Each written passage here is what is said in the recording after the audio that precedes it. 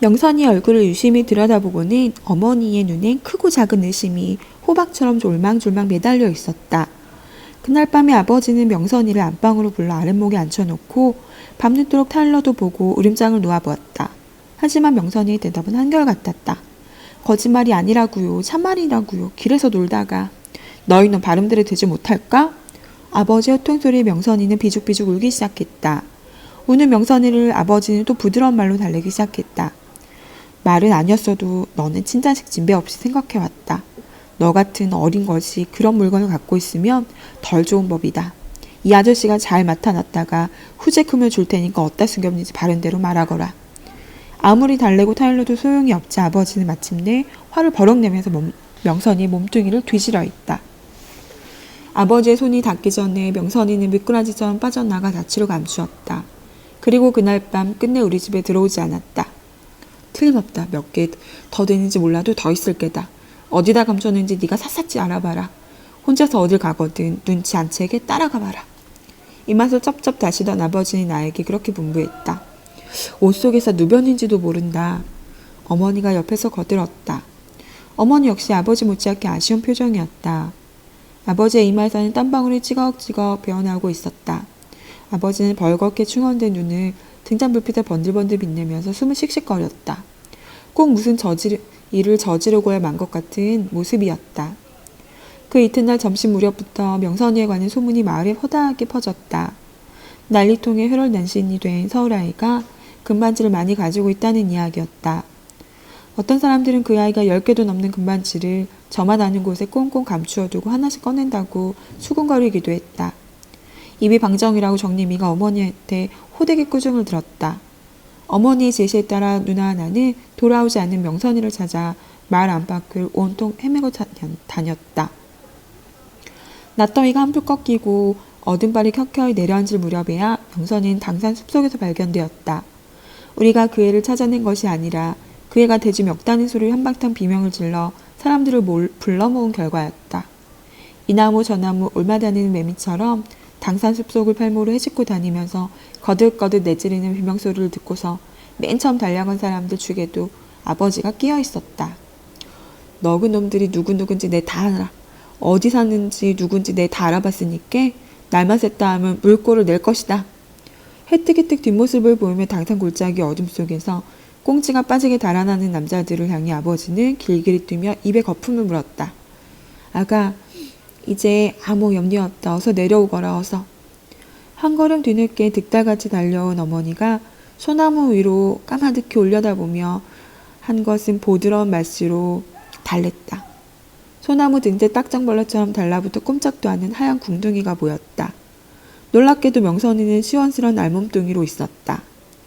어느 겨울에 어떻게 거기까지 올라가는지 명선이는 까마득한 높이에 매달라 홀랑 벌거벗은 채 흐느끼고 있었다. 아무리 내려오라고 타일러도 반응이 없자 아버지가 팔소매를 걷어붙이고 올라가 위험을 무릅쓰고 고개라도 하듯이 그애를 등에 업고 내려왔다. 오메오메 자가 기집애 아니여? 땅에 내려서기 무섭게 다들 돌아서며 탓하기를 가리는 명선이를 보고 누군가가 이렇게 고함을 질렀다. 나 또한 초저녁 어스름 속에 얼핏 스쳐 지나가는 눈길만으로도 그 애한테는 고추가 없다는 사실을 넉넉히 알아차릴 수 있었다. 그러면 말이여, 머슴인 줄 알았더니 이제 보니 지지배구먼. 참말로 제변이야 제변이여. 모여있던 마을 사람들이 저마다 탄성을 지르며 회를 쳤다. 어머니가 잽싸게 치마폭으로 명선이의 알몸을 감쌌다. 모닥불이라도 뒤집어 쓴 것 같이 공연히 얼굴이 화끈거려서 나는 차마 명선이를 바로 볼 수 없었다. 요것이 개패같이 달린 요것이 무엇이다냐? 명선이의 하얀 가슴께를 들여다보며 어머니가 소리를 질렀다. 곁에 있던 아버지가 얼른 그것을 가리려는 명선이의 손을 뿌리치고 뚝 잡아뜯다. 줄에 매달린 이름표 같은 것이었다. 아직도 한 줌이 빗살이 옹색하게 남아있는 서쪽 하늘에 대고 거기에 적혀진 글씨를 읽은 다음 아버지는 마치 무슨 버물섬에 지도나대듯 소중스럽게 바지춤에 찔러 넣었다. 그리고 마을 사람들을 향해 돌아서면서 눈을 딱 부릅떠 엄포를 놓는 것이었다. 너 그 왼수질 생각 아니면 앞으로 야한테 털럭선 하나 건들질 마시오. 언젠가 가문 흉년 때 이웃논에 임자하고 물싸움을 벌이면서 시퍼렇게 삼낯을 들이대던 그때 그 표정보다 훨씬 더 포악해 보였다. 우리 논에서 떨어지는 빗물이나 마찬가지로 아버지는 우리 집안에 굴러들어온 명선이의 소유권을 마을 사람들 앞에서 우격다짐으로 가리고 있었다. 우리가 친자식 이상으로 애끼고 기르는 아요. 만에 이리라도 야한티 해코지 헐라거든 앙화가 무섭다는 걸 명심하시오. 덩달아 어머니도 위협을 잊지 않았다. 명선이가 입은 손해는 바로 우리 집안의 손해나 마찬가지라는 주장이었다. 물론 어머니는 명선이 때문에 생기는 이익이 곧바로 우리 이익이라는 것을 입 밖에 비치지도 않았다. 사람들을 따돌리고 집안에 들어서자 어머니는 더 이상 참지 못하고 아버지에게 다그쳤다. 개표에 무슨 사연이 적혀 있던가요? 걔는 부모가 쓴 편지요. 누구한테요? 누구긴 누구야 나지. 오메 그 사람들이 어떻게 알고 당신한테 편지를? 이런 딱한 사람 만나. 갸를 맡아서 기를 사람한테 쓴 편지니까 받은 사람이 나지 누구겠어. 뭐라고 쓰엽디꺼? 자기네가 호 난리바람에 무슨 일이라도 당하게 되면 무남동녀 혈육을 잘 부탁한다고 저승에 가서도 그 은혜는 잊지 않겠다고 설 어디 사는 눈의 딸이라고 본관이 어디고 생일이 언제라고 가락지 말은 안 썼어요? 안 썼어. 아버지는 딱 잘라 대답했다. 그러나 다음 순간 아버지는 득이 연한 미소로 유소함께 어머니한테 나지게 속삭였다. 금가락지 말은 없어도 저 먹을 건 다소 딸려놨다고 써있어. 사연이 복잡한 부잣집인 것만은 틀림없다고. 명선이를 달아나지 못하게 감시하는 새로운 임무가 나한테 주어졌다. 우리 식구 모두는 상전을 모시듯이 명선이에게 한결같이 친절했다. 동네 사람 어느 누구도 감히 넘볼 마음을 못 먹도록 뚝심 좋은 아버지는 그의 주에 2중 3중으로 보호의 울타리를 쳐놓고도 언제나 안심하지 못했다. 나는 그의 그림자 노릇을 착실하게 했다. 그러나 금반지를 어디다가 감췄는지 그것만은 차마 묻지를 못했다. 시간이 흐를수록 그 애는 내 사투리를 닮아가고 나는 반대로 그의 서울말을 어색하게 흉내내기 시작했다. 타고난 본래의 여자 모양을 되찾은 후에도 명선이는 갈데없는 머슴이었다. 하는 짓거리마다 시골 아이를 뺨치는 개구쟁이였고 토박이의 텃세는 계집애라는 이유로 쉽사리 물리칠 수 있게 되면서부터 온갖 만나는 짓에 오히려 우리 앞에 앞장을 서곤 했다. 다람쥐처럼 나무도 뽀로로 잘 타고 둔벙에서는 물오리나 다름없이 헤엄도 잘 쳤다.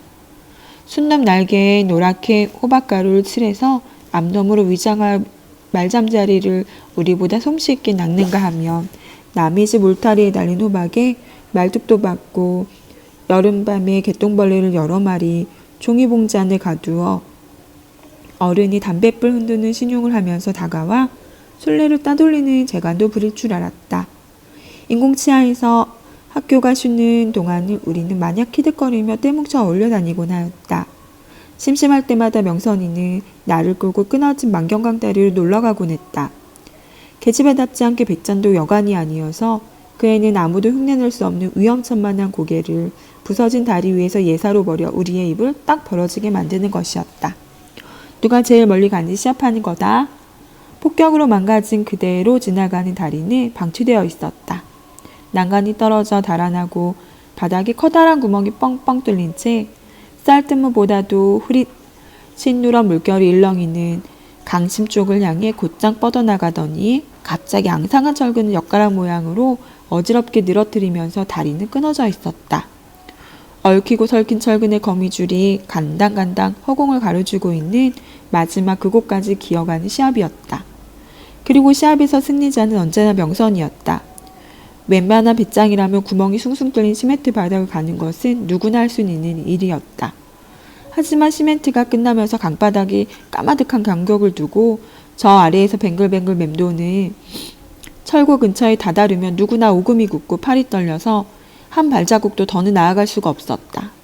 오로지 명선이 혼자만이 얼키설키 허공을 건너지는 엿가락 같은 철근 위에 위태롭게 매달려서 세차게 붙어있는 강바람에 누구한테 얻어맞은 치맛자락을 펄렁거리면서 끝까지 다 건너가서 지옥의 저쪽 가장자리에 날름 올라앉아서 귀신양 이쪽을 보고 깔깔거리는 것이었다. 그렇게 낄낄거리며 우리들 머슴의 용기 없음을 놀릴 때 그의 몸뚱이는 마치 너를 뜨듯이 위아래로 훌쩍훌쩍 까불리면서 구부러진 철근의 탄력에 한바탕 놀아나고 있었다. 어느 날 나는 명선이하고 단둘이서만 간 일이 있었다. 그때도 그 애는 나한테 시합을 걸어왔다. 나는 남자로서의 위신을 걸고 명선이의 비아냥거림 앞에서 최선을 다하려고 노력해봤으나 결국 강바닥에 깔린 뽕나무잎이 갑자기 거대한 팽이가 되어 어질어질 맴도는 것을 보고서는 뒤로 물러서지 않을 수 없었다. 이제 명선이한테 겁쟁이라고 꼼짝없이 수모를 당할 차례였다.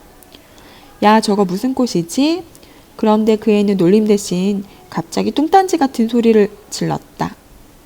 말 타듯이 철근 뭉치에 올라앉아서 그 애가 손바닥으로 가리키는 곳을 내다보았다.